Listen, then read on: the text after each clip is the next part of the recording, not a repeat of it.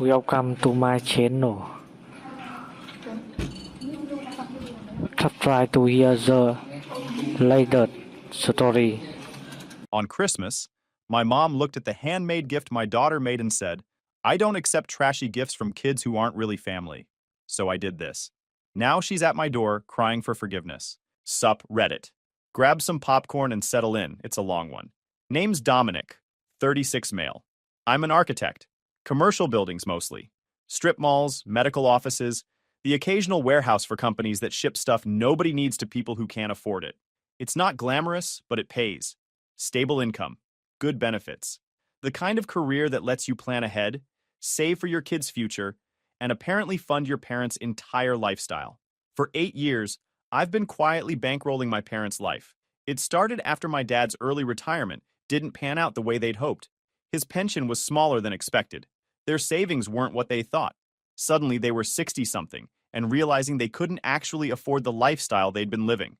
A few hundred here for property taxes, then car insurance, then the mortgage when they fell behind, then a new water heater, then dental work, then a kitchen renovation my mother absolutely needed because the old one was depressing her.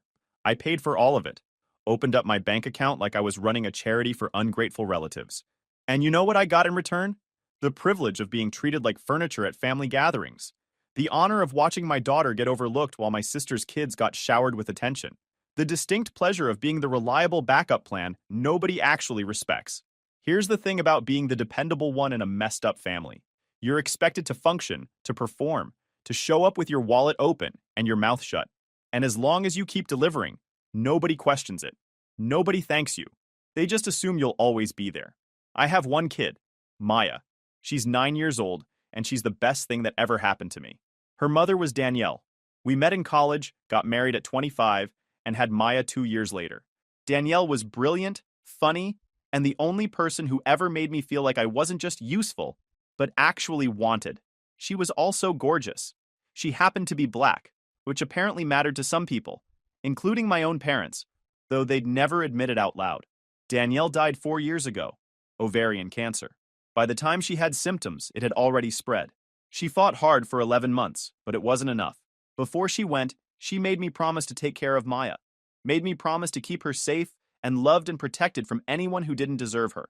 Then she was gone, and I was left with a 5-year-old daughter who looked just like her mother and a family who'd never fully accepted either of them. Maya is everything. She's got her mother's eyes, her mother's laugh, and her mother's stubborn streak that drives me crazy in the best way. She's creative and kind and way too smart for a 9-year-old. She notices things, picks up on stuff, knows when people are being fake, even when they're smiling. My parents were never openly hostile to Danielle. They were worse. They were polite, cordially distant. They'd include her in family photos, but somehow always position her at the edge. They'd remember her birthday, but send generic cards with no personal message. They tolerated her presence while making it clear she wasn't quite one of them. After Danielle died, I thought maybe things would change. Maybe they'd embrace their only grandchild from their only son, fill some of the void left by her mother's absence. Instead, they doubled down on their indifference. Maya became a reminder of the daughter-in-law they'd never fully accepted. And my sister's kids, all three of them, biological and white and fitting neatly into my parents' vision of what family should look like, got everything Maya didn't. My sister Kendall is 33. She's the golden child, the one who can do no wrong. She married a guy named Logan who works in pharmaceutical sales and makes decent money, but spends it faster than he earns it. They've got 3 kids, a McMansion with a pool they can barely afford, and an inflated sense of their own importance that my parents actively encourage. Kendall has always known exactly where she stands in the family hierarchy, at the top. She's never had to earn my parents' approval because she was born with it. She's also never missed an opportunity to remind me of my place beneath her. Growing up, she got the bigger room, the better gifts, the attention. I got the lesser treatment and the expectations. Be responsible, be mature, support your sister, help your parents. So I did, for years. I became exactly what they wanted me to be, a reliable source of financial support who never complained and never expected anything in return. That was my first mistake. My second mistake was thinking it would ever be enough. Christmas arrived cold and gray. Arrived cold. My parents were hosting their annual Christmas dinner. Same tradition, same house, same family dynamics that made me want to stick my head in the mashed potatoes and call it a day. The house I'd helped them keep was decorated with lights and wreaths and all the trappings of a happy family that existed mostly for show. When Maya and I walked through the front door, Kendall's kids were already tearing through the living room like a tornado. My mother was fussing over them, adjusting their sweaters, telling them how handsome and beautiful they looked. My father sat in his recliner, talking to Logan about golf. Nobody looked up when we arrived. Great start. Maya held a small wrapped box in her hands. She'd been working on it for weeks. Every night after homework, she'd disappear into her room with craft supplies and emerge with glue on her fingers and a secretive smile. She wouldn't tell me what she was making, just said it was for Grandma. I'd caught glimpses through her door. Paint bottles, glitter, a small wooden picture frame she'd bought at the craft store. She was decorating it carefully, painting tiny flowers and hearts around the edges in purple and silver, my mother's favorite colors. She'd even put a photo inside, one of her and my mother from 2 Christmases ago. She'd wrapped it herself, using way too much tape the way kids do, and written on the tag in her neatest handwriting, "To Grandma, love Maya." She was nervous. I could see it in the way she kept checking the box, making sure the wrapping hadn't torn. She wanted this to be the thing that finally made my mother love her. I should have known better. My buddy Ray showed up about an hour into the dinner. We'd been friends since high school, and he was the type who shows up no questions asked. He worked as a paralegal at a law firm downtown. My parents tolerated Ray because he was useful at fixing things around the house. He'd helped them install a ceiling fan last summer, fixed their garbage disposal the year before. They had no idea he was also documenting everything for me. We'd been building a file for 6 months, just in case. Ray had suggested it after I'd told him about Maya coming home crying from Easter dinner. He said if it ever came to a head, I'd want proof. Dinner was the usual production. My mother served Kendall's kids first, making sure they got the best portions of everything. She asked them about school, about their activities, about their friends. She remembered details, followed up on things they'd mentioned months ago. When Kendall's middle kid mentioned his soccer team made the playoffs, my mother actually clapped her hands together, like he'd won the Nobel Prize. She was interested, warm. With Maya, she was cold, distant. She asked one generic question about whether Maya liked her teacher, didn't wait for an actual answer, and moved on to refilling Kendall's iced tea. Maya had started telling her about the art show at school next month, but my mother was already talking over her, asking Logan about his golf handicap. Ray caught my eye across the table. Slight nod. He was recording too, backup angle from his phone propped against the centerpiece. We'd planned for this. My parents had no idea they were sitting in the middle of a documentary about their own cruelty.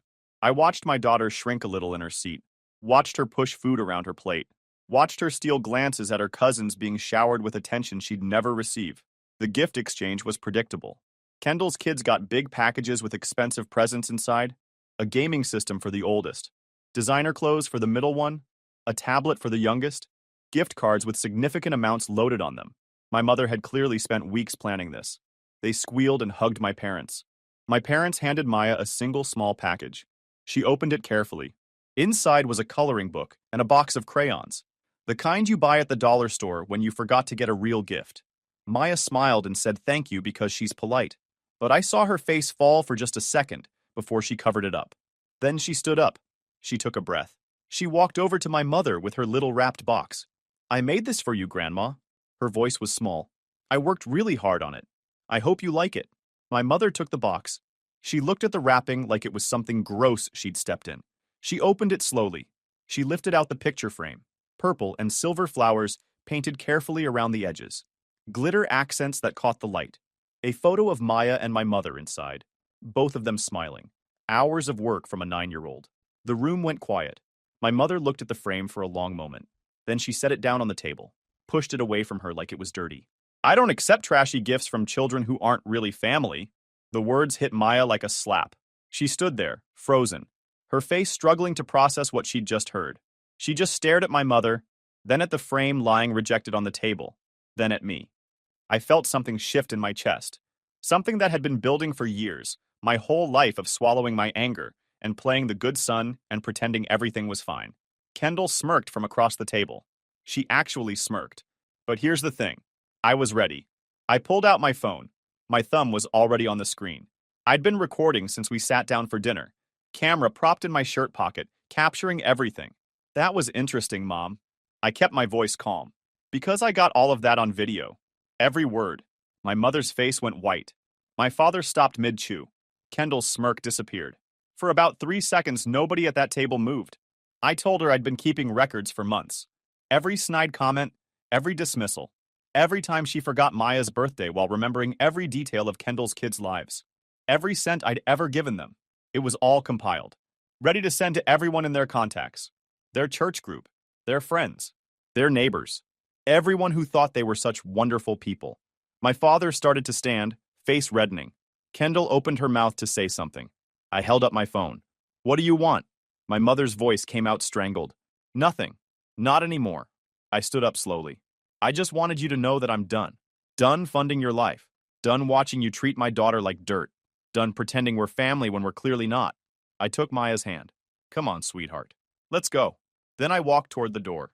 My mother called after me, her voice cracking. Kendall shouted something about me being dramatic, ruining Christmas. I didn't turn around. I just kept walking, my daughter beside me, and left that house knowing exactly what came next. The drive home was quiet. Maya sat in the passenger seat, staring out the window at the Christmas lights on other people's houses. I kept both hands on the wheel and my mouth shut. Sometimes kids need space to process things. After a few minutes, she spoke. Dad, does Grandma hate me? I pulled the car over. Right there on the side of the road, Christmas lights blinking in the distance. I turned to face her. No, baby. Grandma's problem isn't about you. I took a breath. Some people are just messed up. They can't love anyone who doesn't fit in their tiny little box. That's her problem, not yours. You're the best kid in the world, and she's missing out. She was quiet for a moment. Then she looked at me with those big eyes. I don't want to go back there. Ever. We won't. I promise. When we got home, I got her settled with a movie and her favorite snacks. Hot chocolate with extra marshmallows. The fuzzy blanket Danielle had bought her that still smelled a little like her mother's perfume. I sat with her for a while. Just let her know I was there. Around 8, she fell asleep on the couch, and I carried her to bed. Then I went to my office and got to work. Ray came over around 9. He brought Chinese takeout and his laptop, same as he did most nights we worked on something. We sat at my kitchen table with containers of lo mein and General Tso's scattered between us, and started phase 2. For 6 months, Ray and I had been quietly putting together documentation. We called it the insurance policy. Ray had helped me set up a secure folder on a cloud drive. Bank records showing every transfer I'd made to my parents, every bill I'd paid, every emergency I'd covered. We had screenshots of texts where my mother dismissed Maya or made passive-aggressive comments about mixed children being difficult. We had recordings from previous family gatherings where Kendall made snide comments about Danielle's family or questioned whether Maya was really my kid. We had a paper trail that told a very clear, very incriminating story. The total financial support over 8 years came to $87,000, about $900 a month average, but it added up. Mortgage payments when they fell behind, property taxes, car repairs, medical bills, home improvements, loans to help with Kendall's kids' private school that somehow never got repaid. I'd also been paying for their car insurance for 3 years, their homeowner's insurance for 2. I was listed as an authorized payer on half a dozen accounts. That night, I started making changes. First, I logged into my bank and canceled the automatic monthly transfer of $850 that had been going to my parents' account for the past 4 years. Then I called the insurance company's 24-hour line and removed my credit card from their autopay. I sent an email to the county tax office revoking my authorization to pay their property taxes. Ray helped me draft a formal letter to my parents. I informed them I was terminating all financial support immediately. Enclosed was a complete accounting of the $87,000 I'd provided over the past 8 years. I stated I would not be available for future financial assistance and wished them well in finding alternative arrangements. No explanation. I printed it out, attached the spreadsheet, and sealed it in an envelope. Then I composed an email. The recipient list was small. My Aunt Nora, my mother's sister, who'd always been kind to Maya, my Uncle Donovan, my dad's brother who I suspected had his own issues with my parents, 2 cousins. I wrote that I was sharing something they needed to see. After 8 years of financial support, this was how my parents treated my daughter. I attached the video. I clicked send. The next morning, my phone started buzzing before I even finished my coffee. Texts, emails, voicemails, all from different family members with very different reactions. Maya was still asleep. I sat at the kitchen table with my laptop open, watching the responses roll in. My Aunt Nora called first. She couldn't believe her sister said that to a child. She was horrified. She told me she'd always suspected something was off with how my parents treated Maya, But hearing it out loud, it broke her heart. She asked what she could do to help. I told her to just be honest. Don't let them spin it. Don't let them make me the villain. She said she had my back. Completely. No hesitation. My parents tried calling about a dozen times that first day. I let it go to voicemail each time. The messages went through the stages of grief at impressive speed. Denial. The video was taken out of context. Anger. How dare I humiliate them like this? Bargaining. Let's talk about this like adults. I'm sure we can work something out. Depression. We're devastated. We never meant to hurt anyone. I didn't respond to any of it. Kendall sent a group text to me, our parents, and several cousins. She called me a manipulative liar. Said I'd set the whole thing up to make the family look bad.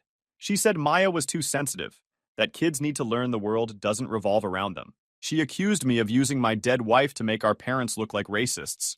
That one almost made me laugh. My buddy Cal reached out that afternoon. We'd met through work years ago, him being an accountant for several of my commercial clients. Cal was the kind of guy who could smile at you while explaining exactly how the IRS was going to wreck your life if you didn't get your finances in order. When I'd mentioned months ago that I was thinking about cutting off my parents financially, he had offered to help me map out exactly what would happen to their finances when the safety net disappeared. He'd been almost excited about it. Said he'd never had a chance to use spreadsheets as weapons for a good cause before. He had been doing math on my parents' situation for weeks now.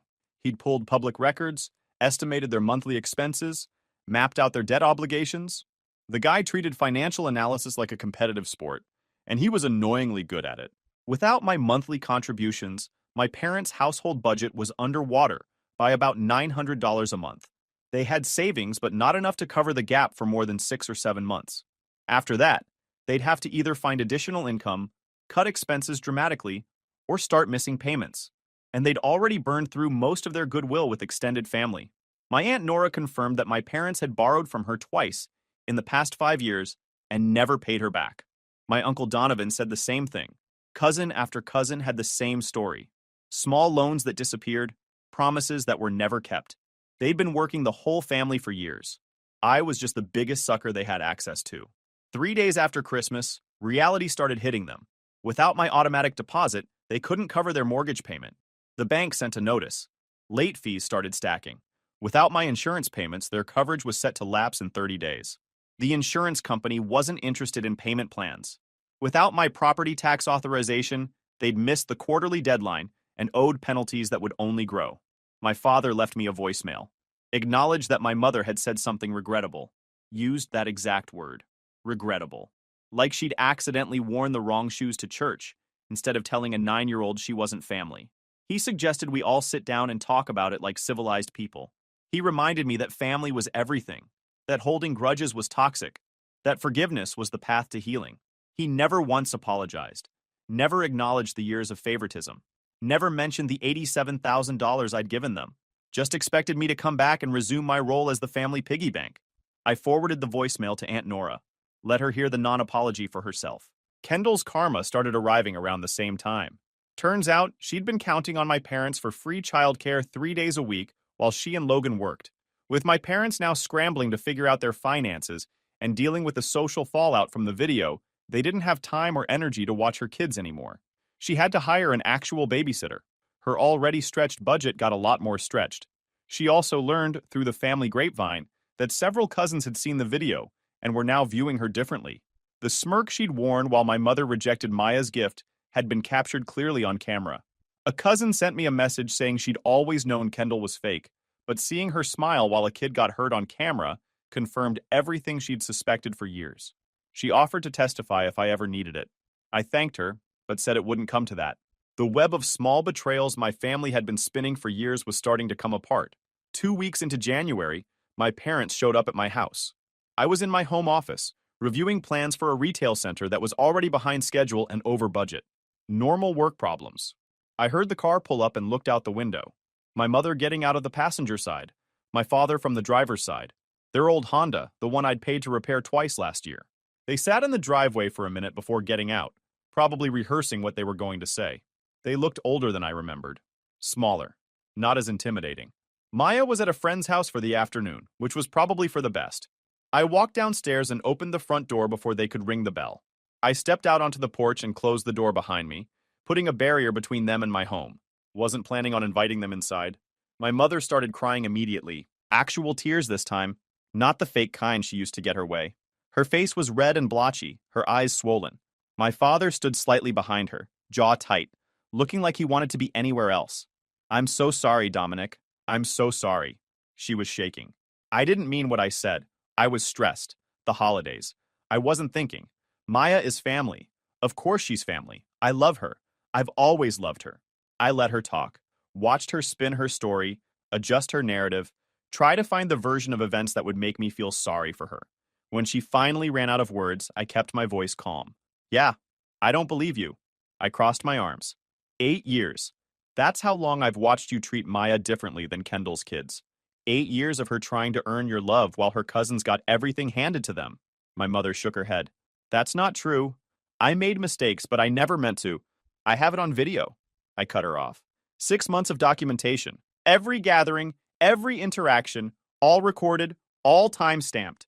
My father stepped forward. You're being vindictive, punishing us for one comment when you should be grateful for everything we've done for you. I actually laughed at that, which seemed to throw them off. What exactly have you done for me? Let's count it up. $87,000. That's what I've given you in the last 8 years. I have the spreadsheet. Every transaction documented, mortgage, insurance, taxes, repairs, medical bills, even part of Kendall's kids' private school tuition when you called it a loan. I paused. Yeah, that money was gone. My mother's face went pale. My father's jaw tightened, but he didn't have a comeback. What have you given me? Besides criticism and comparisons to Kendall and the privilege of watching my daughter get treated like a second-class citizen? They didn't have an answer. We're done.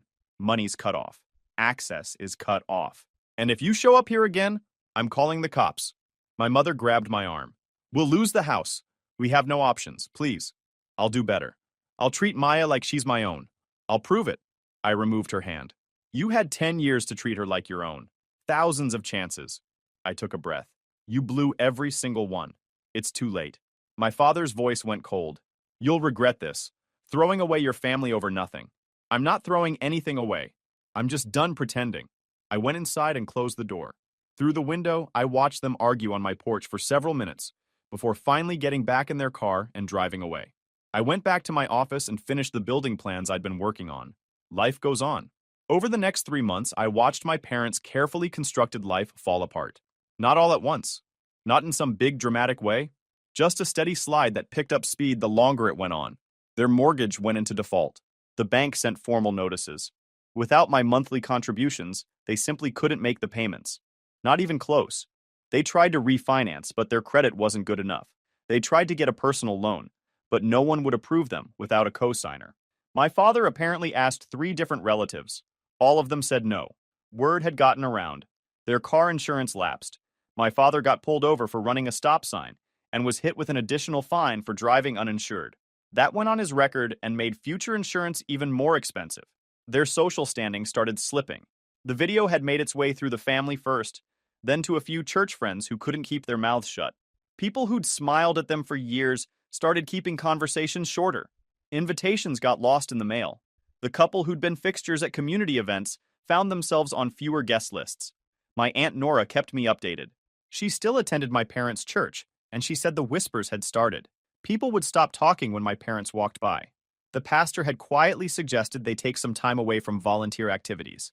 My mother had tried to do damage control, telling people the video was edited, taken out of context.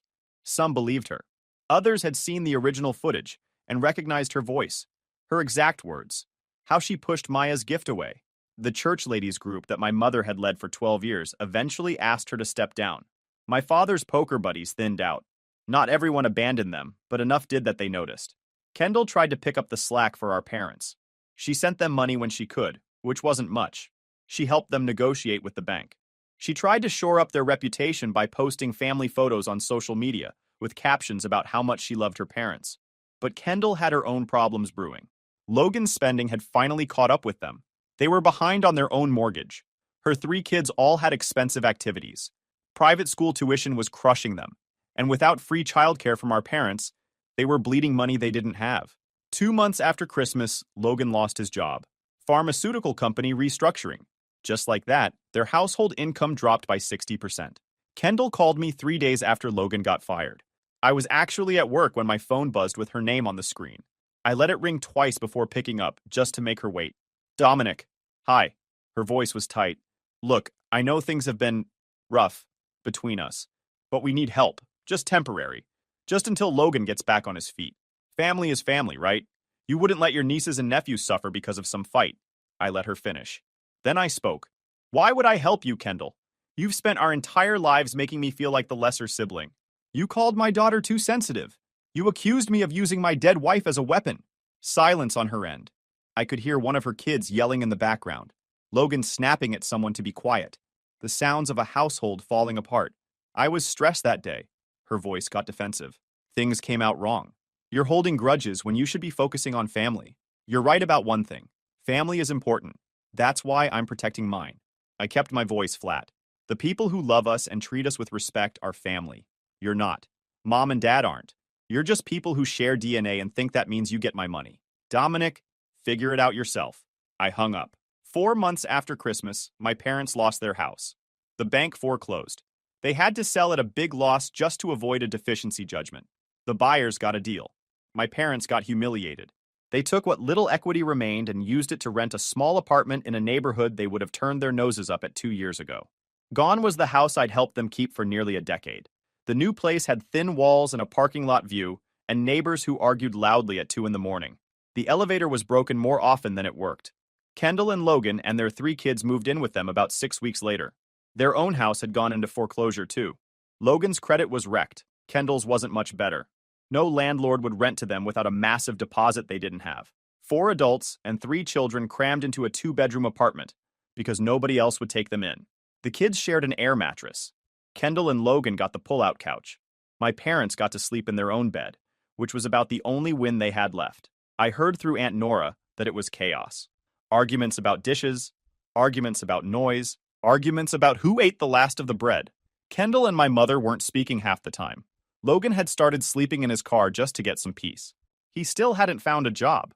Turns out being let go during a restructuring looks bad on a resume, especially when you're over 40 and your industry is shrinking. Every interview went nowhere. He'd burned bridges at his old company, talked trash about management on his way out, and word had gotten around. He'd gone from pharmaceutical sales to applying at retail stores, and even those weren't calling back. Kendall had picked up extra shifts at her part-time retail job, but it wasn't nearly enough. Cal estimated that my parents' net worth had dropped by roughly $110,000 since that Christmas dinner.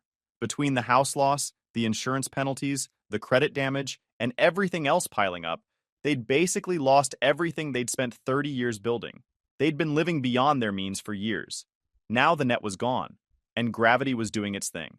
6 months after that Christmas dinner, my mother appeared at my office. She'd either looked up the address or gotten it from someone in the family. Either way, she'd made a deliberate choice to ambush me somewhere I couldn't simply close the door. Somewhere with witnesses. I was coming back from a site meeting when I saw her sitting in the lobby. She looked thinner. The past 6 months had aged her in a way that years of comfortable living never had. Her clothes were wrinkled. She was wearing a coat I didn't recognize, probably from a thrift store. She stood when she saw me. Her hands were clasped in front of her, almost like she was praying. The receptionist, a woman named Sharon, who'd worked there for 15 years and had zero patience for nonsense, raised an eyebrow at me. She'd seen all kinds of people walk through that lobby over the years, but she knew family trouble when she saw it, silently asking if she needed to call security. I shook my head. I could handle this myself. Then I walked toward my mother. How'd you even get this address? I needed to talk to you. Just 5 minutes. Please. I came all this way. I took 2 buses because we can't afford gas for the car anymore. I could have had security escort her out. Part of me wanted to, just to watch her face as she was removed from the building like some random solicitor. But there was another part of me that wanted her to say whatever she'd come to say so I could shut the door one final time. Fine. 5 minutes. Follow me. I led her to a small conference room off the main hallway. I didn't offer her coffee or water. I didn't sit down. I just stood by the door, arms crossed, and waited. She started with excuses. She'd been raised a certain way. Her own parents had been harsh and critical. She'd never learned how to show love properly. She'd made mistakes, but she'd never meant to hurt anyone. I listened without expression. I'd heard versions of this speech my whole life. She said losing the house had broken something in her, made her see how much she'd taken for granted, made her realize how much she'd relied on me without ever appreciating it. She said she understood now why I'd pulled away. She understood why I'd exposed her to everyone. Then she pulled something from her purse. It was the picture frame. Maya's picture frame. Purple and silver flowers. The photo still inside. My chest tightened when I saw it. She said Kendall had found it in the trash at the old house. They'd been packing up during the foreclosure, throwing away years of accumulated junk, and Kendall had found it crumpled in a garbage bag. My mother had apparently thrown it out that same Christmas night, before the dinner dishes were even done.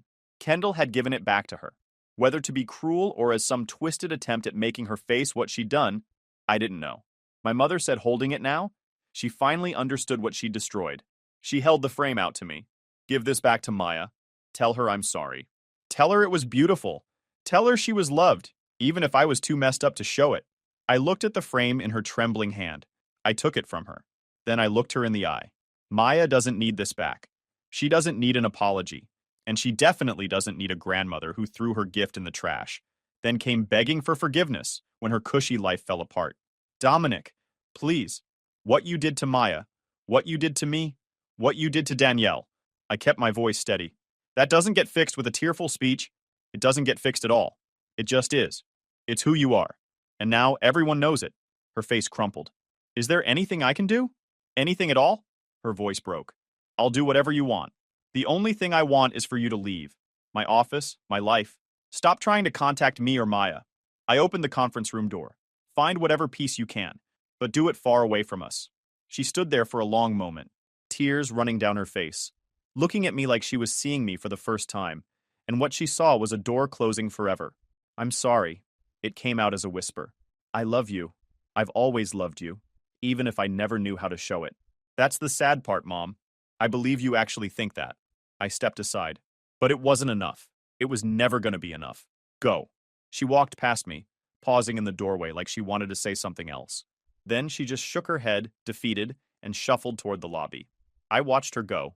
She fumbled with the exit door for a moment before figuring out you had to push, not pull. Then she was gone. That night, I took Maya out for dinner at her favorite restaurant. We split a ridiculous chocolate dessert that was way too big for two people and talked about her art project at school and the book she was reading and the friend drama that seemed like the end of the world to a 9-year-old. I didn't tell her about my mother's visit. Didn't see the point in reopening wounds that were finally starting to heal. When we got home, I put the frame in a box in my closet. A reminder of what Maya had offered with her whole heart and what had been tossed aside without a second thought. The house was quiet, clean, ours. I made myself some tea, sat on the couch, and didn't think about my mother at all. Sometimes walking away is enough. You don't have to destroy anyone. You just stop propping them up and let gravity do the rest. If you enjoyed this video, please hit that subscribe button. It really helps the channel and help us bring you more and better stories. Thanks.